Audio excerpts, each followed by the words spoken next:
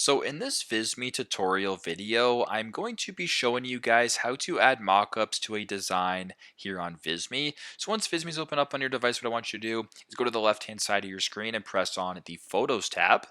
Once you're in the Photos tab, go to this bar right here. It's where it says Photo, GIF, Mockup, Cutout. Since you want a mockup, simply just go ahead and press on Mockup. Then once you're here, you can go ahead and view a whole bunch of different mockups. So what you can also do is go to all mockups. Then you can view devices, billboards, apparel, store bags, business cards. So for example, if you wanted to do a billboard, you can press on Billboard right here, and you can go to this one right here. Add this one to your design, just like that.